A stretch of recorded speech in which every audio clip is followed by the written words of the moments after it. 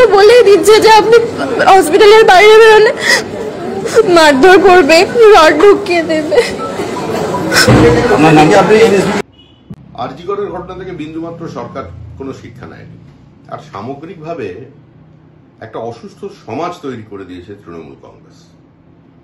যত বিকৃত মনস্ক মানুষ, সে হোমগার্ডই হোক আর সিভিক ভলেন্টিয়ার্সই হোক, সবই তৃণমূল। অধিকাংশই দুষ্কৃতী। তারা মনে করছে সরকারটা তাদের সরকার। পুলিশের ভয়ও কারণ নেই, প্রশাসনেরও কোনো ভয় নেই। সিসিটিভি ক্যামেরা সেটাও কাজ করে না, সরকারের কোনো নজরদারি নেই। সামগ্রিকভাবে তৃণমূল ক্ষমতায় থাকলে যে পরিস্থিতি হওয়ার কথা সেটাই হয়েছে। অত্যন্ত দুর্ভাগ্যজনক একটা ঘটনা, এর নিন্দা করার কোনো ভাষা নেই। আরো একবার প্রমাণিত হলো যে এই রাজ্যে মহিলারা সুরক্ষিত নন, এবং যখন আরজিকর কাণ্ড ঘটেছিল তারপরে রাজ্য সরকারের তরফ থেকে অনেকগুলো নির্দেশাবলী দেওয়া হয়েছিল, বলা হয়েছিল যে এই সমস্ত সুরক্ষার বিষয়ে বিভিন্ন রকমের সিদ্ধান্ত নেওয়া হবে, জুনিয়র ডাক্তারদের সুরক্ষার বিষয়টি বিশেষ করে দেখা হবে।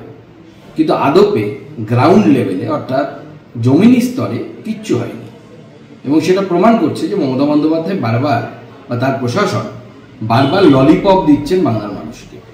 কমিটি না থাকায় এলাকাবাসীদের দ্বারা গণধর্ষণ, 3 জন এখন অব্দি অ্যারেস্ট।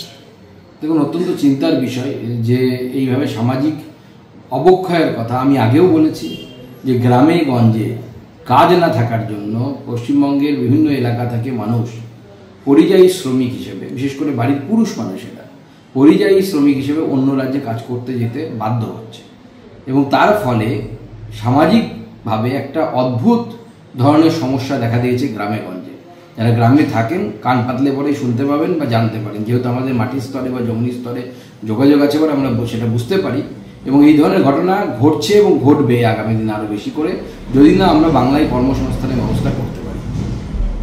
ব্যানার্জি বলছেন যে 2026-এ মমতাদি যেন অসুরগুলোকে দমন করতে পারেন, বাংলায় শান্তি হোক, মমতার দিকে আশীর্বাদ করুক, মায়ের কাছে এটাই চাইছে। কি বলবেন? দেখুন, মায়ের পুজো বাঁকুড়াতে কতদিন হতে পারবে এটাই তো সব থেকে বড় কথা। বাঁকুড়া বলতে গোটা পশ্চিমবঙ্গে কতদিন হতে পারবে। কল্যাণ বন্দ্যোপাধ্যায়রা বেশি দিন থাকলে পরে পশ্চিমবঙ্গে মায়ের পুজো আর বেশি দিন হবে না। তো অমিত শাহকে আক্রমণ করে উনি বলেছেন যে অমিত শাহ একটা গুন্ডা। ভাষা সন্ত্রাস।